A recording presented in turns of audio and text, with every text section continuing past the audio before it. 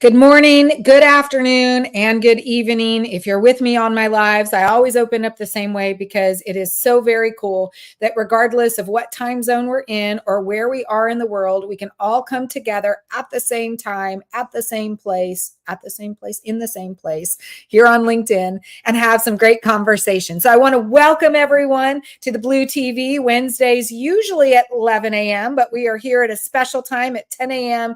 Central Standard Time here, Houston, Texas, which is also the same time zone as Harvey. In a minute, I'll let him share with where he's located. But for those of you that are out there listening, make sure you let us know where you're located and so that we can highlight and feature you and even just simply say hi. I'm here, as I mentioned, in Houston, Texas. Harvey, where are you dialing in from? I'm in Dallas, Texas, so not too far from you. No, and he's actually going to be in Houston next week. So I'm hoping maybe we can meet even just simply for a cup of coffee. Would be super cool. So thank you for being here, Harvey. Thank you for all of those that are out there today. We have an exciting conversation. As everyone knows, Blue TV is really centered around LinkedIn. How do we do a better job at leveraging LinkedIn for essentially social selling, growing our businesses in a way that enables us to truly see the results and the success that we want? So each week, we have conversation with those who are doing an amazing job on LinkedIn. We learn a little bit about them, as well as we also learn, hopefully, some great new practical tips that you can take back after our session and start applying so you too can see some of the same results that we here. It's Wednesday. I have had 2 cups of coffee already. But anyway, so that you can see some of the same success that we have. So I would never do Harvey quite the justice of introducing him because he's such an amazing individual. I'm just going to share how I met him, and then I'll let him take it over and do his own introduction. But I met Harvey actually only this year. We are in the same group and the same community. What I love about Harvey and why I'm so attracted to our friendship or our relationship is that he is not only a doctor, which I do think that we need to have more doctors on this platform messaging some of the great wonders and things that are the new advances that we're having, the new challenges that we're being faced with, how we're solving to them, but also because he is all things AI. As you all know, I talk about sales, AI, and humanity, and he really encompasses all of that. And he's doing some amazing things. So I'm not going to take any more of your time. Instead, I'm going to pass it on over to you, Harvey, and allow you to do your own introduction for us. Well, thank you for having me. Number one, I appreciate it. It's always fun to be at these things, and then just to kind of give back to the community. A little quick background about me: I'm an ER doctor for 20 years. Believe it or not, lots of gray hairs you really can't see, and as well, I'm doing lots of different fun things. Quick picture here about me: I'm an ER doctor. I have an MBA in business. I've had multiple businesses, including owning hospital systems, my own staffing company, billing company, and then a couple of fun little highlights. I was the first person in the world to write an app called IV Meds. When the first iPhone came out, you literally would tap it 3 times and you would have the dose of the medication. The second interesting thing I want to share is it was November 30th, 2022, and this thing called ChatGPT came out. Happened to be sitting in this office typing away. And when I got to play with that, I thought, wow, this is going to change the world. And so I wrote a book on how to use ChatGPT in healthcare literally within that first month. And I had it out into the public on how to use it. And so, big picture about me, I'm a speaker around the world on AI in healthcare. The entrepreneur in me, I'm constantly developing different applications and AI programs with my business partner on how to make things more efficient. And then the third is I'm a consultant around the world, just talking to different startups and companies on how to use AI to be more efficient. Amazing. I mean, see, I could not have done him any justice by doing the introduction for him. I mean, this man, Harvey, what I love about you is that you're not afraid to just go for it, right? We talk about, especially here on LinkedIn, we talk a lot about, you know, executing, right? People are fearful of really just creating content. And remember that creating content isn't always just your own content. It can also be a commenting strategy, but most people are so fearful of actually working, starting or executing. And if you just execute, but man, you execute over and over and over again. I mean, just amazing. So tell us how you got into the AI space, because I think this is really important, because you have taken on, everyone's talking about AI. We're all talking about technology and what it can do for us. But how did you said you mentioned that app, but what prompted you to really go down this technology path? That's such a deep question. And honestly, the way it went down is the following way. As a doctor, my heart is just 100% patient. I want to do whatever I can. And I'm not just saying that. I really, when I spend time with the patient, I really want to spend time. And it goes back to a moment that I had in the hospital system where I literally was being called into the office often saying, "Hey, you're spending too much time with your patients." And I would argue back saying, "I'm within the average of doctors. I'm actually not doing anything bad. I have no lawsuits. I'm actually having great presentation skills with my patients, and they love me back. So that's not an issue." And it bothered me so much that the system was created to just kind of hurry up and get people in and out. And I thought, our healthcare is not the best. And when I got to see AI and what it could do, my brain just blew up. And I thought, I'm going to do a public service announcement. It never was intended to be a business, never intended to do anything other than just giving back to the public. And so as I started giving talks to physicians, to hospital systems, patients, all of a sudden, people around the world were reaching out, literally around the world. Portugal, China, Australia, countries saying, "Hey, can you come to our country and give a talk on how to use this?" And so that's literally how this all started. It started from a good place in my heart to just give back. I call it my public service announcement. And this ended up growing bigger and bigger and bigger to the point where now it's morphed into all of these things. Well, and I think when we talk about LinkedIn, it is really, you have to, as individuals, I feel like, in order to see true success, and I mean long term sustainable success, you have to come from a place of giving and serving. But here on LinkedIn, you really have to come from a place of giving and serving, right? I always say lead by serving and the rest will follow. And that's exactly what you do, which I just love, right? So tell us how, when we think about all the things you're doing, I mean, now you're on a global stage.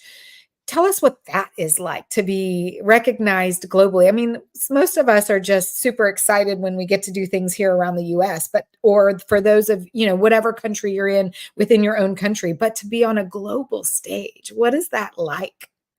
Yeah, it's really, really interesting because we all have different backgrounds, we all have different cultures. But imagine taking you out of your comfort zone, the United States, and going to a foreign country where you may not know the culture, you may not know the mannerisms. Case in point, there's some mannerisms and things that we say that in other countries is considered rude, and so you have to be extra careful when you speak. The other part to this is there's a cultural norm in every country of even presenting.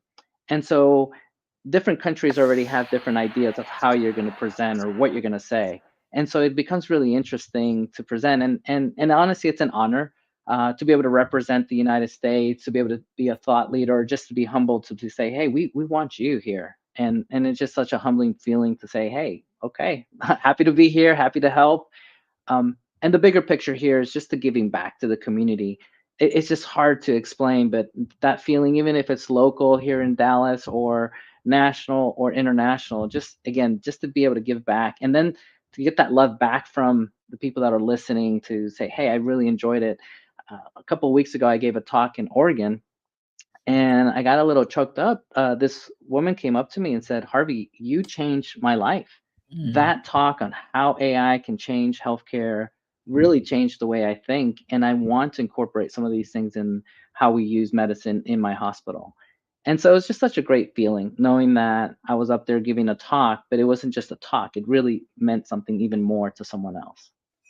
Yeah, I mean, the impact that we can make when we are, which is why I think it's so important, especially for those that are fearful of executing. Maybe they have imposter syndrome, maybe they're just not confident. So, imposter syndrome and confidence usually go hand in hand, but sometimes it's the root of it is just their own lack of, and they haven't even gotten to imposter syndrome yet. I mean, I think the real thing is that we are all given gifts, and it is our honor, responsibility, trying to think of all the words to describe, to ensure that we're sharing those gifts. And the fact that you have taken the bull by the horns and are sharing your gift, which is your knowledge, and leveraging technologies, which, by the way, I mean, if you're not leveraging technologies now, you're going to be obsolete or less effective in 2-3 years. I mean, hell, I don't even think it'll be 2 years from now, right? I mean, if you're not leveraging technology, and you do a great job of that, and you're leveraging technology for the good, especially when it relates to AI. So many people fear AI, and in healthcare in particular, we're seeing how much we're leveraging these new technologies for the good rather than for the bad. Yeah, that is so important that you said that. Two things. I'm going to just summarize again what you said. We have to give back our talents. Every single person here listening, you have your talent, and you may not realize your talent, but we all have them. And it's channeling that talent and giving it to others. And then that talent even gets bigger because now you're using it. It's kind of like that muscle. The more you use it, the bigger it gets. It's the same thing with that talent. For those out there trying to say like, hey, AI, how do I use this thing? My best advice is think of it as like riding the bike. You got to get on that bike. You got to start pedaling before you can ride that bike without hands. And so the more you use it, the better you'll get at it. You know, that imposter syndrome, it really hits home with me because at one point I thought, oh my gosh, I'm giving all this advice on AI and healthcare, and it's such a new field, and nobody really knows ChatGPT, and nobody really knows healthcare that well. And to do it both and go out there, I'm going to be hit hard. And I remember often some parts of the country that I went to speak, being a little intimidated, thinking, okay, the Q&A session is going to be bad. They're going to come after me. They're going to give me some hard comments, which is fine. But I need to mentally be ready for that. And so as we talk to people, it's not all glamour at times. Sometimes it's tough. And it's in front of thousands of people, being up there and being able to stay calm and collected and being able to explain. Some people out there, and I feel bad that they do this or wrong them for doing this, but sometimes it feels like they want to just get you or try to stomp you or say, oh, he doesn't really know. And so that's where that imposter syndrome is like, well, do I really know or not? The magic of all this is I think at the end of the day, it's coming from a good place. I do have 20 years of ER experience. I do tend to think outside the box, and then putting those things together and then delivering it, I do feel that I have content that is very unique and different. I'm trying to take some notes because we actually could have, um, there are a few different topics or a few different directions we could go in. So I wanted to make sure I touched on maybe even all three of them, but there were three things I heard. One was imposter syndrome, right? Sometimes I feel like, so, okay, so one was imposter syndrome. The other is haters. Maybe haters is a strong word, right? But those that are going to challenge you the most. And then I can't remember what the first one was. Doggone it. Maybe it'll pop in. But that's why I wanted to write them down, and I was a bit late to do that. So let's talk about the imposter syndrome. I do think that sometimes imposter syndrome can be really good for us because it does challenge. I mean, anytime that imposter syndrome can do one of two things. It can hold us back or it can challenge us. And if we look at it as a way to challenge us, it means that we're continuing to put ourselves outside of our comfort zone, which in essence, when we execute outside of our comfort zone, we are growing and learning. Wouldn't you agree with that, Harvey? Or do Oh, you yes. No, disagree? no, no. Let's explore that even more. I tell my kids often, and I tell my oldest son, I said, "Hey, Zach, it's tough love. Trust me. Do I want to spoon feed you sometimes? Yes. Do I want to just make life super easy for you? Yes. But I know the bigger picture. If I don't stress you, if I don't push you, you're not going to grow. And it's the same thing. We need to push ourselves. We need to grow, and that's the only way of really growing. And I know that sounds harsh to say, but the bigger picture, if you really want someone to grow, you push them in a loving way. And so, a case in point, believe it or not, I hate it being on TV. I hated being on stage. It gave me so much anxiety, so much nerves. But early in my career, I thought, you know what? I need to take every fear and go at the fear. And so early in my career, I decided every time I don't want to do something, I'm going to do it and push myself to do more of it. So that way in the future, it won't bother me. And it actually was probably one of the best things I did because this thing called COVID happened and all the TV stations needed help. And I went again, it was a public service announcement. It was not supposed to be anything for fame. And I literally called all the TV stations and said, hey, let me be the bright light. Let me be a positive during COVID. Every time I turn on the TV, it seems really dark and gloomy. Let me be that person. And literally, without exaggerating, I was on live TV over 100 times during Wow. COVID. Wow. That's awesome. Well, so that's funny that you say that because, or share that story because I hated video. I mean, I would cry at the end of every video, even just simply 2 years ago, right? I just hated, and there are, and one would think that because I do 5 shows a week, that I actually love video. I still don't like video. I don't hate it anymore, but I don't love it either. I'm still in that love-hate relationship, right? But I do it because it does push me outside of my comfort zone. Every single time I do it, I get better and better and better. Oh, that was the first point. We have to come back to that, to messaging. Okay, that was the first point that I remembered in the three. But I keep pushing myself each and every time, and I hope that at some point I'm actually really going to love it because I've gotten pretty good at it. I still don't really like it. So my hope is I don't hate it anymore. So, I guess where I'm going with that is you're right. Every single time we push ourselves outside of our comfort zone, when we feel that imposter syndrome, we have a choice to take it as an challenge or to allow it to overtake us. And if we can turn it around and take it as a challenge, then we grow and we continue to learn. And I always say, if you're not growing, you're dying. Yeah.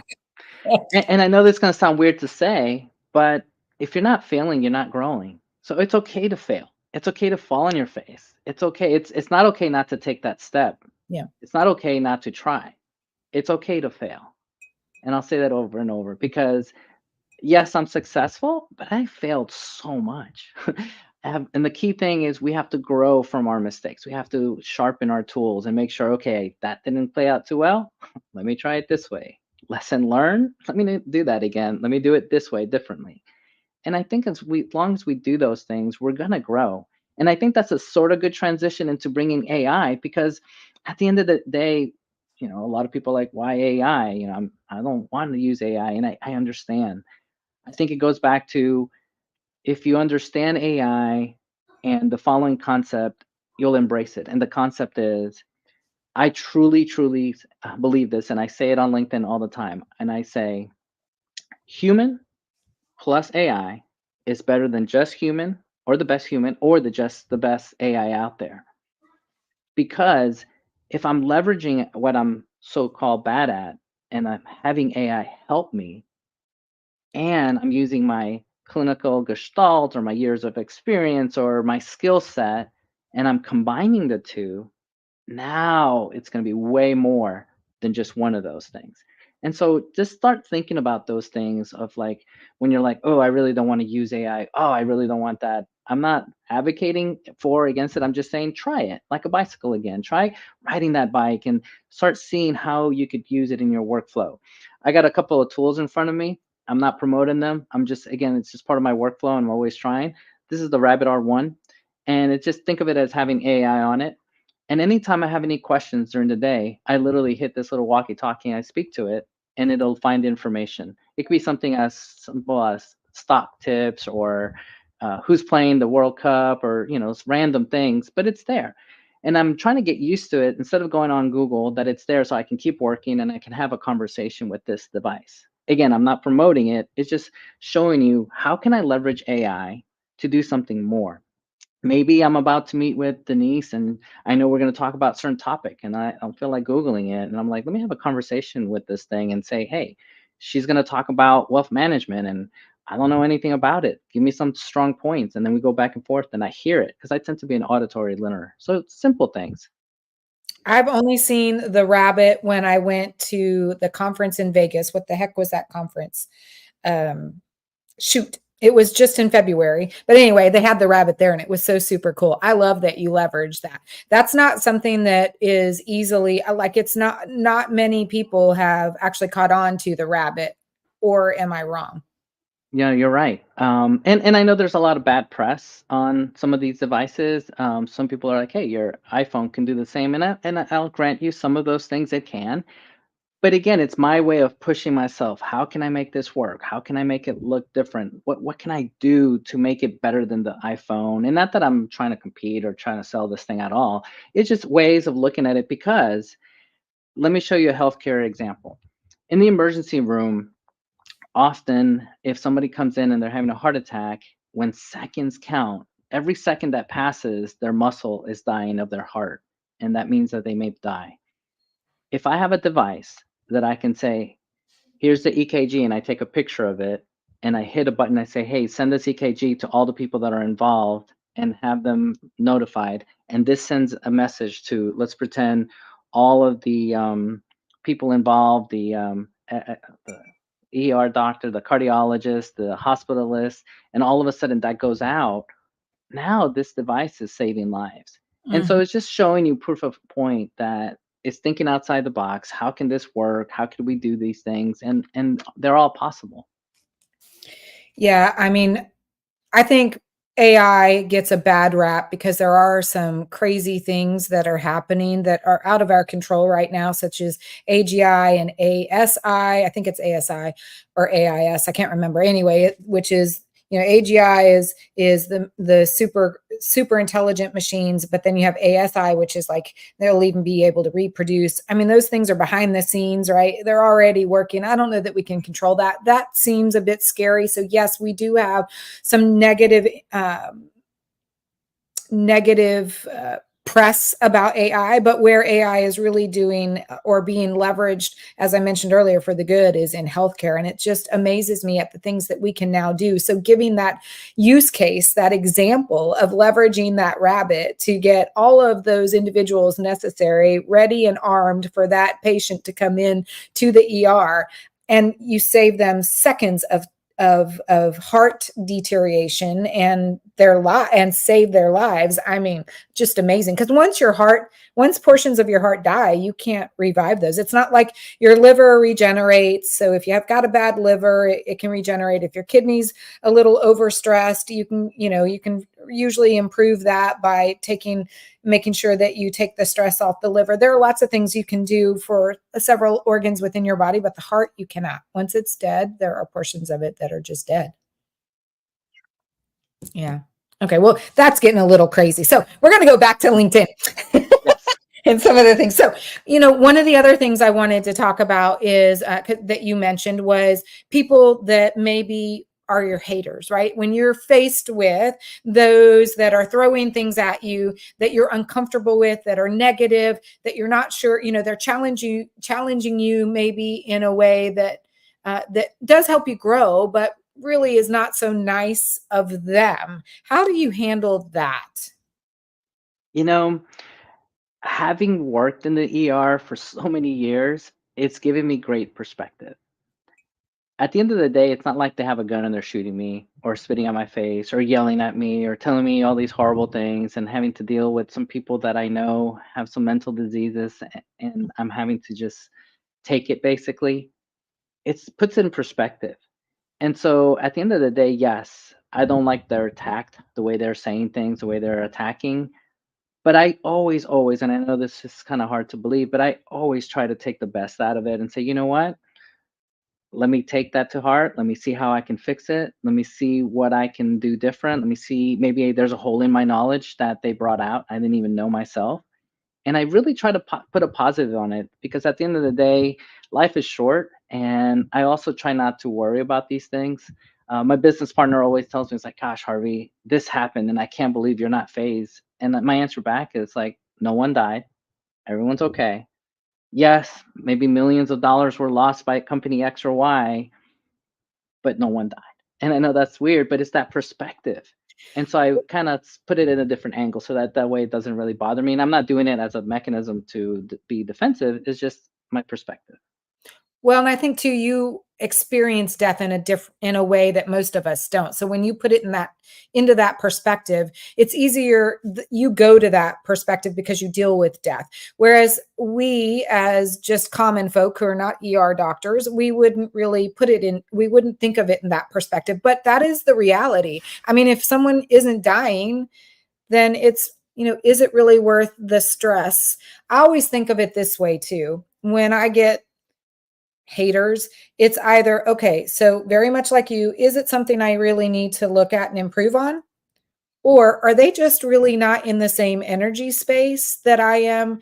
And they just, based on where they are in their lives, they are maybe a bit more defensive, they're causing more ruckus, they're, trying to think of the best way to describe it, but whatever their actions are, they may not just be in the same space as you, and therefore they can't really engage with you in an appropriate way that is suitable for you, that brings out the best of you, and that's okay, right? I mean, you just have to remember not everyone is at the same level that you are, and sometimes they're just, not as knowledgeable, they're not as open, whatever that case may be, right? But I guess Okay. the big picture here, we're going to grow from it. From whatever it is that they throw at, we're going to make sure we turn it and grow from it.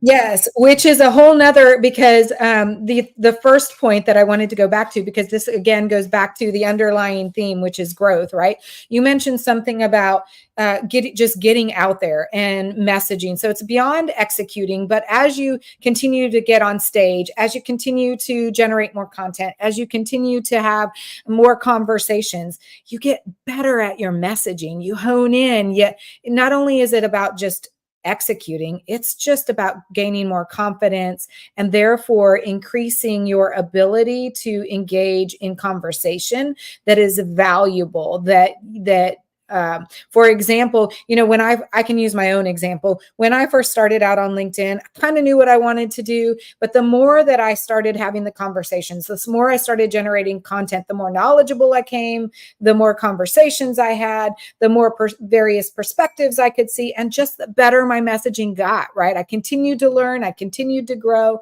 And I love that you talk about just getting out and messaging, and just, again, not only executing, but continuing to grow and learn. It's so important to be able to do that. And here's the best part. Let's talk about LinkedIn. You literally have the world. And I Yes. love posting stuff on LinkedIn because I start seeing comments from different parts of the world. Think of this one. I talk about AI, and obviously ethics is big. Hearing people in Europe with the GDPR and the laws and how they see technology, and they comment, and then seeing someone from the United States comment, and then different parts, they all have a different angle to it. And it's just such a great platform to be able to just voice your opinion.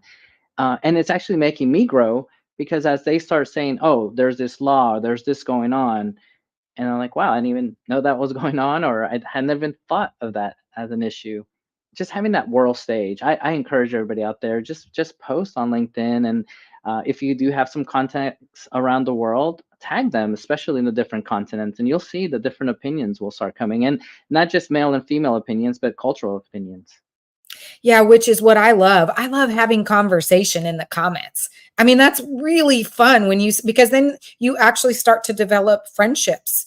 And Oh maybe yeah. they're not a friendships fully, but all the stages prior to friendship, you go through the different stages of a relationship, and man, it becomes amazing, right?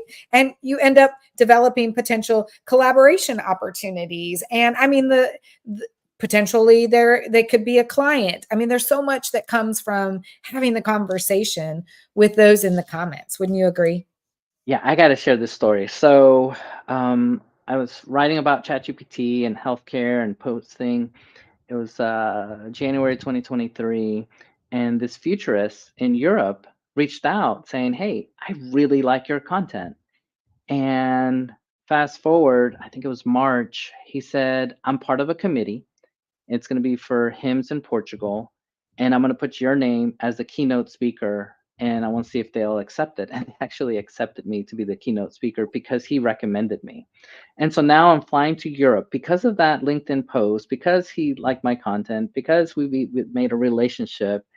And then fast forward, um, there's another talk that I'm doing this year in South Africa, and he was in part of a committee, and they're like, "Hey, who should we use?" And he's like, "You really want this Harvey guy." And now I'll be in South Africa in October. I'm sorry, in September to give a talk at a pharmacy conference because of him. And so when you post, not that I'm saying, hey, do it because of XYZ, but you just don't know who's out there listening and reading. And just because they don't like your post or comment doesn't mean they're not watching, because that's the other part of this. I will get people commenting and saying, oh my gosh, I love your post. And I'll get them on WhatsApp or email. And I'm looking, I'm like, I didn't see a comment. I didn't even see a like from this person. And I know they're on LinkedIn. And so don't take it too hard. Some people just don't want to be out there and put their name on stuff. So anyway, I just wanted to share that. Yeah, I mean, I think people are watching whether we know it or not. You don't always know because, like you said, they don't like or comment, but they're watching and they're listening and they're learning from you. And they're going to, at some point, engage with you, which could turn out to something amazing. I mean, I've built amazing partnerships. I think, well, I don't think, I know, Corey Warfield and we Right. have a business venture together called DCS Sales, right? Where we go in and work with organizations. And I mean, he's amazing. He's got 500,000 followers on LinkedIn. He's an AI expert. He has his hands in so many different companies as either an advisor or an investor or even a founder of. I mean, just amazing individual. That came Yes. all through LinkedIn. I was able to speak as a panelist for an Pan-African AI conference last year. That was an awesome opportunity. I got to host a sales conference. So I actually was more than just the simple host as the facilitator. I actually had to figure out who my panelists were and interview them and get them on to participate. And then, I helped put on the show, which, I'm not an events gig person, but it enabled me to have amazing conversation with amazing sales individuals that were bringing sales and AI together along with some marketing. I mean, it was super, super cool. Those are all things that came about because I spent time on LinkedIn fostering those conversations. Oh, I agree. I've had multiple things like that, and it's just fun. Like I love Corey. I enjoy meeting this LinkedIn community. I know you and I now we talk frequently actually, and it's been fun. Just the meeting of the minds. Where none of us are experts. At the end of the day, we need each other to really be quote unquote an expert.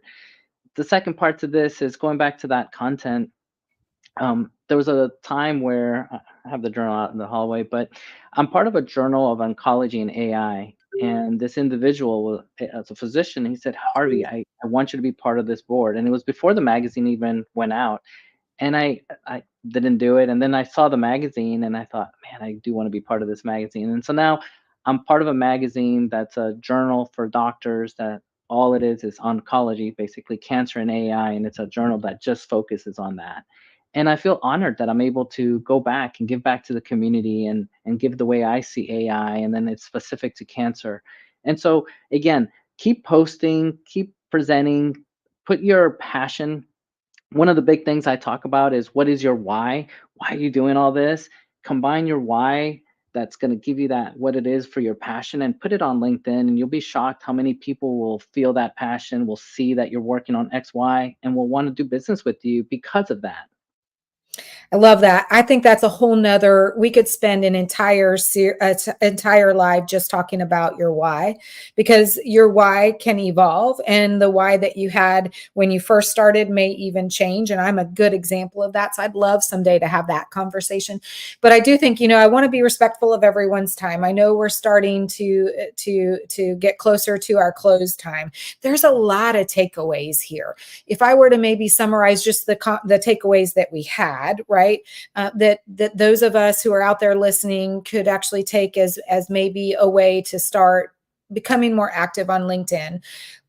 You hold me accountable, Harvey. Make sure I do a good job of summarizing, because then I also want to come back, not only have you qualify or clarify anything, but also maybe leave with any last last comments or last thoughts. But the underlying theme is learning and growth. And it's going to come from executing. You will, when you execute, refine your message. When the moments that you feel like you have imposter syndrome, it's normal. You can either choose to use it as an opportunity to challenge you, or you can allow it to overtake you. And we always want to try to use it as an opportunity to challenge us, or should. For those haters that you have out there, it's okay. That's part of the process. And again, you can use it as a means to allow us to challenge us, or you can just take it for what it is. And it's just a negative experience or a negative engagement, and just move on. That the more you execute, the better your messaging is going to get. And the beauty of all of this is that as you're learning and growing, you have an opportunity to engage in some amazing conversation that enables you to foster these relationships that could simply just become friendships, or they could even become collaboration opportunities. So we covered a lot in our time together. But if I were to ask you, what would be your parting thought, or something that you would want to leave everyone, what would that be? That's a tough one. At the end of the day, you got to look at it from my lens. As an ER doctor, I value life so much. So my parting thoughts are as follows. Make sure today you call all your loved ones, you remind them how much they mean to you, and you look at your enemies and make peace with your enemies as well. Because we don't know if today is our last day. We don't know what our final hour is. And we want to make sure that when we're remembered in a positive way. I love that. I just talked about, I hope my legacy is kindness when I leave this earth. Kindness. Yeah. So that's a lot to ponder. So my last thoughts, really are, no matter how hard it seems, if you just execute, it doesn't have to be perfect the first time, and it's probably not going to be perfect. That's the reality. But the more you do it, the better you're going to get. And so just take that first step. And if you want to learn how to take that first step, I mean, Harvey's got some great tips on how he leverages Chat GPT. I'm sure he can give you some great tips on how to do that more effectively. Or you can just ask either one of us, and we will most certainly share with you or work with you so that you can take that first step, because we all have gifts to share. And it's our job, our responsibility, our honor to share those gifts. And while you may not think someone's listening, they are listening. You just may not realize it. And at some point, you'll see that they are. So I want to thank everyone for being here today on our show. Super excited that you were here, Harvey. I am honored that you spent the time here with us. If you did not have an opportunity to see him on my CAF AI chat, I will drop the link below, because he was there as well, talking about all things AI. So I'll make sure we have a link to that. If you are on Team Replay, make sure you leave that hashtag Team Replay, and we'll come back and say hello and engage in conversation with you, because again, there's huge value in having conversation. For those that commented, Cello is out there, for example. I had an issue with the comments. They weren't populating in StreamYard, so I was not able to show them on the show, which I mentioned. So I don't know how many people, there were several people out there, but probably didn't comment for that reason, because I can't see them. So, but I want to thank everyone who was out there. Harvey, I want to thank you very much. Oh, look, Harvey's comment showed up, though. That's so odd. So I want to thank you for being here, and I appreciate the time that you've given us. And I'm trying to get my mouse moving. I want to remind everyone that we're here usually every Wednesday at 11 a.m. rather than 10. Today was a special episode, but next week is the week of 4th of July for those of us here in the U.S. So we are taking a vacation. I know Harvey's actually coming down to Houston to see his family, so I'm hoping that maybe we can catch up. So when we don't see you next week, we will see you the following week at, again, 11 o'clock Central Standard Time, Houston, Texas time. For those of you, again, that were here, thank you. Happy Hump Day. I appreciate everyone out there.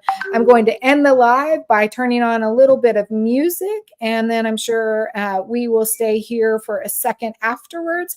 But be sure to leave your comments, and we'll come back to them as we can. Again, thank you, everyone. Have a great rest of your day. Hold on, I'm getting to the music. Here we go. Oh, there we go.